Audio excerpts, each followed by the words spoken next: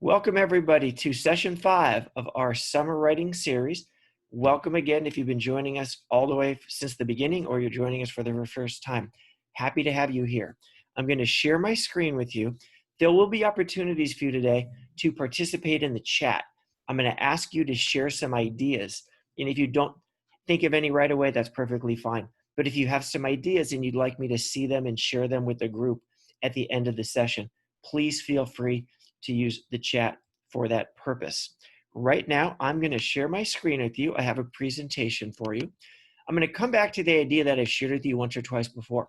When you are a writer, you're a craftsperson. You're not somebody who sits down and tries to finish as much as possible. That's what kids do sometimes when they feel like they're doing something that they have to do, not something that they want to do. And I tell my students all the time that we are a want-to class, not a have-to class. So if you're crafting something, you put in great care and you usually use your hands to make something like arts and crafts. And speaking of that, I have something new to share with you. This is a block of clay. So much can be done with it if we use our imagination. We start with a simple brick of clay. We start from scratch and we build something. That's always the beauty of art. We start from nothing and we make something. Sometimes it comes easily to us, sometimes it's a challenge, but we hang in there because we care about what we're doing. If you're willing to put in the time, you're doing it because you love it, you have a passion for it, you're not doing it because somebody makes sure you have to, over time you might make something like this. Think of the work that the sculpture did to start from something like this and turn it into something like that. The amount of attention to detail that you have to give, the care that you put into it is extraordinary. And that's what happens when you bring that kind of effort to what you are doing. Now, I haven't shared this with anybody yet, and I'm excited to share this with you. Going back to our block of clay, when I had the idea of doing my new basketball story, for the first time ever, this did not happen with my chase books. I envisioned that my story was somewhere inside the block of clay, and I had a great confidence that the story was there. I just needed to chip around it in the right places, and I could relax about it and trust that if I chip in all the right places, the story will be there and it will turn out exactly the way that I want. And I saw one of you yesterday walking in Santa Monica in the evening. It was wonderful. And then about 20 minutes after that, I came up with a new idea that I want to put at the end of my basketball story. So that's just another chip of the clay that's going to get me to where I want to be. So whatever project you're working on, you can envision that it's somewhere inside that clay, and every bit of time that you spend on it, you're chipping away in just the right place, and it's going to turn out great because you are determined and dedicated.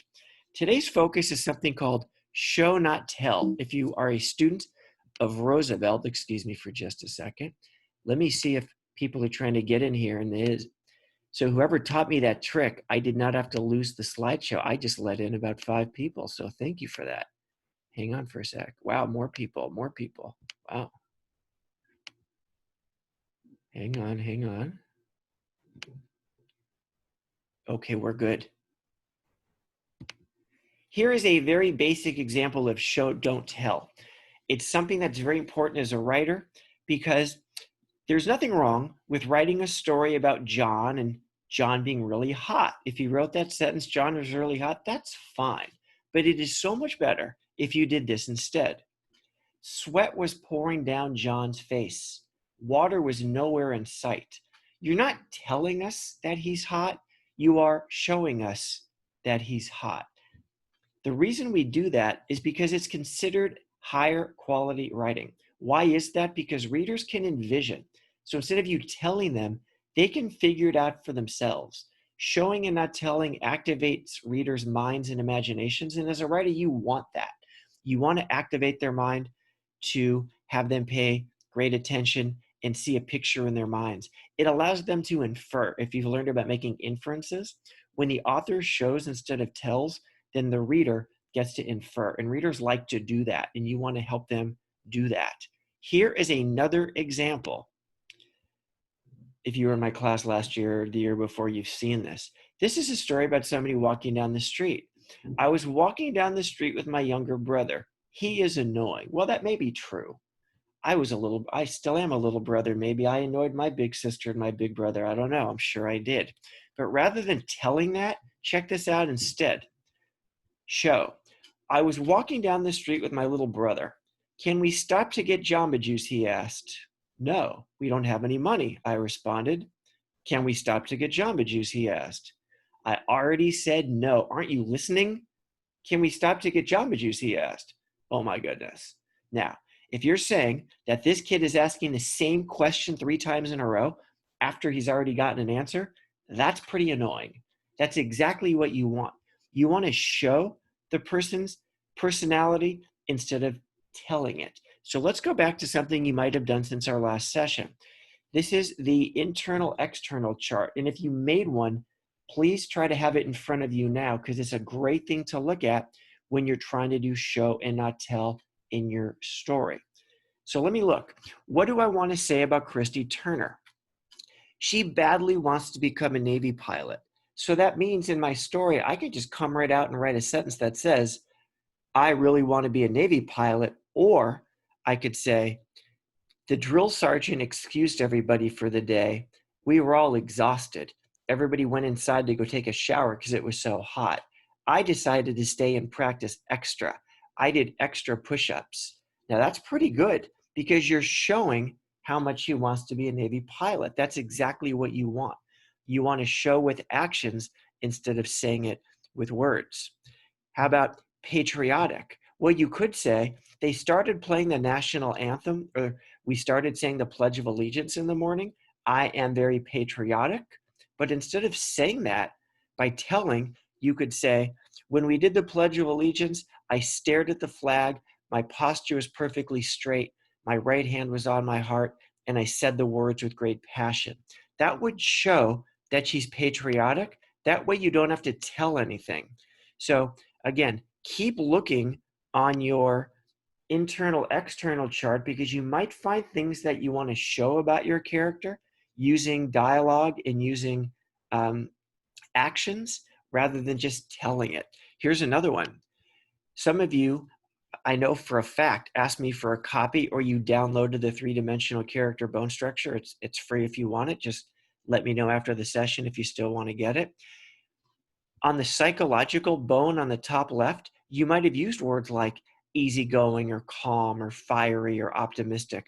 Those are great things to show through dialogue or actions. And then if you go to the bottom, instead of saying that she's neat or that she's messy, you could say she was crawling around on the floor in the dirt and her pants were filthy and she didn't care. That's a pretty cool way of saying that she's messy. So again, we want to show it instead of tell it. Hang on just 1 second.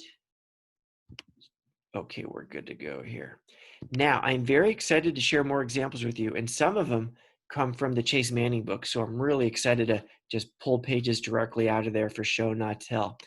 Here's another example, and if you're in my class, you know that sometimes we do writing workouts between our big projects. This is something called a story starter. It's in blue. The teacher gives a story starter, and then the kids turn it into an actual story.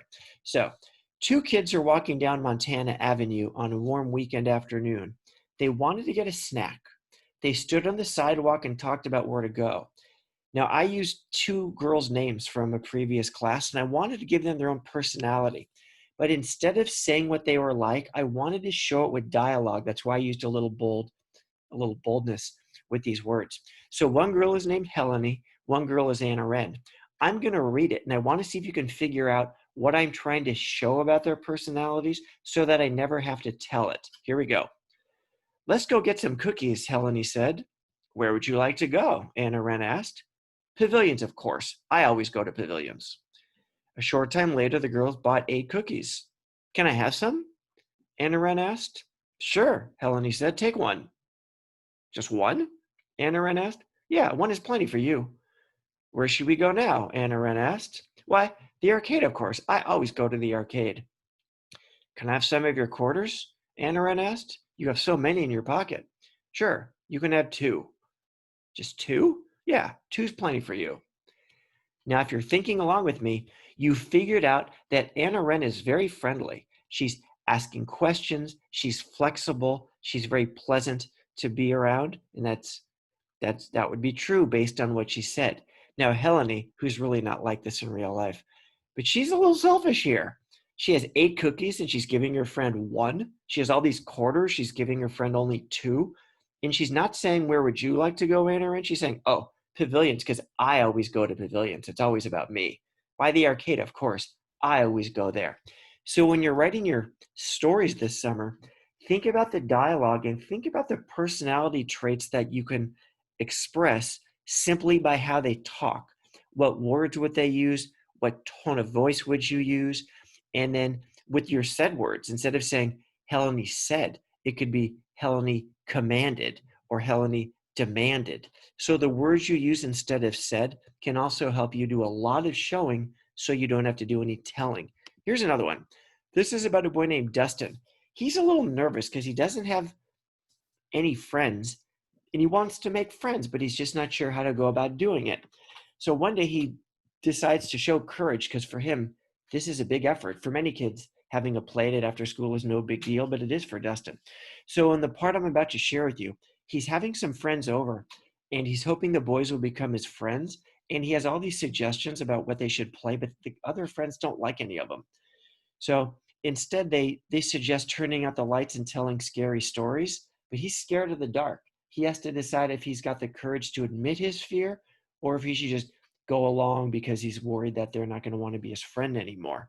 So here's what I came up with. This is just the beginning. This is the beginning of the play date. Hey guys, let's play Monopoly. No, I don't like that game anymore, replied Philip. I was sure they were going to like that suggestion. I had to think fast. I had to stay in control of the situation. Do you have any other games we can play? Asked Chip. Um, we could play Twister, I quickly offered. No, I don't like that game either, said Philip. So they're really shooting down all his ideas. Then I'll get to the point where he's needing to decide if he wants to admit that he's scared of the dark or not. Okay, let's hang on just a sec.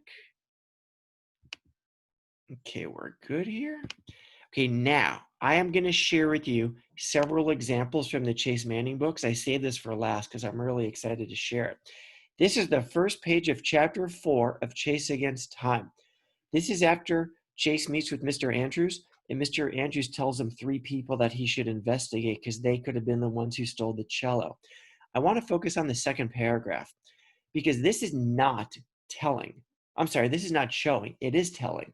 And my point in sharing this with you is that it's okay every now and then to do some telling because it's probably, I don't want to say impossible because nothing's impossible, but it'd be incredibly difficult to only show and not tell. You're going to need to tell sometimes, and it's perfectly fine.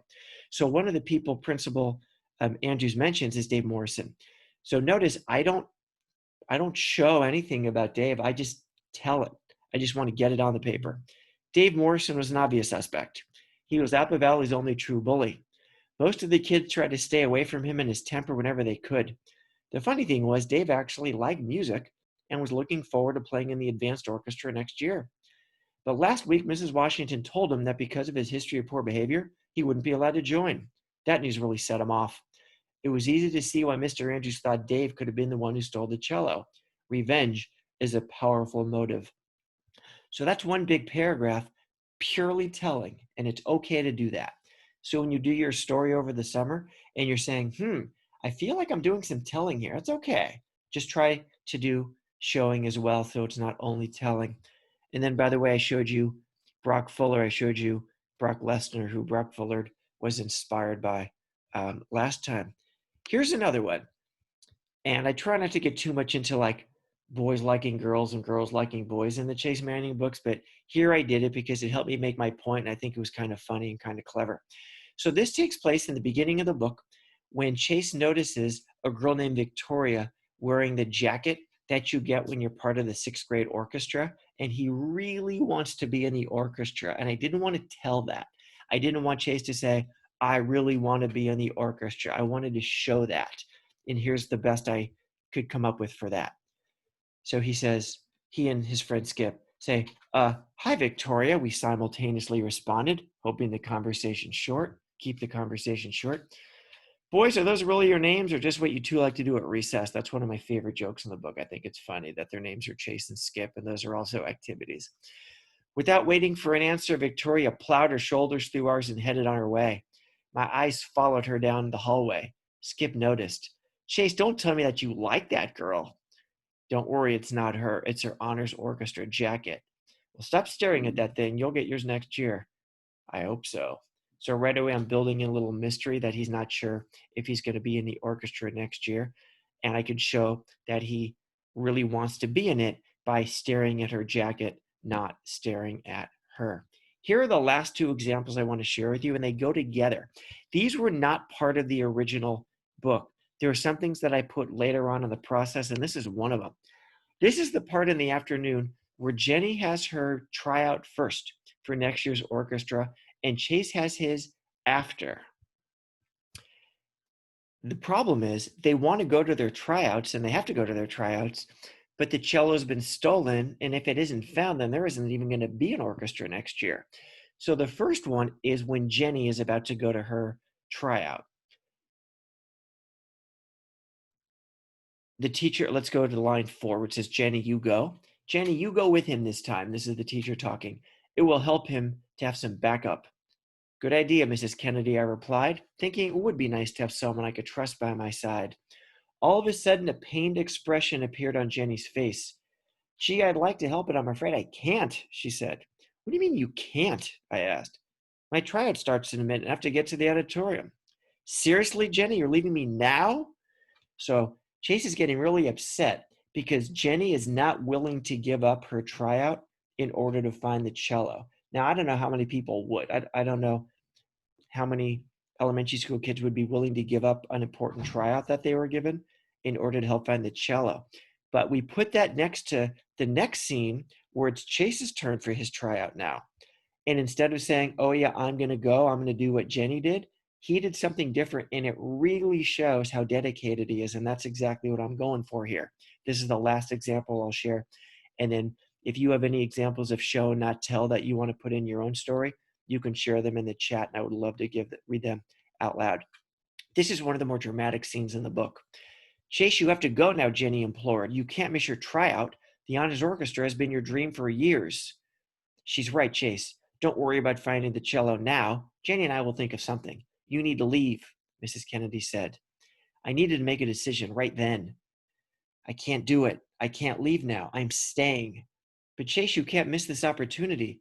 The music boosters and alumni who are conducting the auditions are only in town for one day. It's now or never, Mrs. Kennedy said, grabbing me by the shoulders. I know, but I just can't let, and I'll go ahead and stop there. So that really shows that he was not wanting to give up on finding the cello. Okay, we are at a good place to stop. So I'm going to go to the chat. If you've already typed something, awesome. If you want to take a minute and type in anything that you want to show and not tell, even if you haven't thought it through, you could just say, I want to show my character as kind, or I want to show my character as selfish. Anything about that would be great. So I'm going to go ahead and stop the recording. Then we're going to share these examples. And then if you want to hang out after, we can talk voice.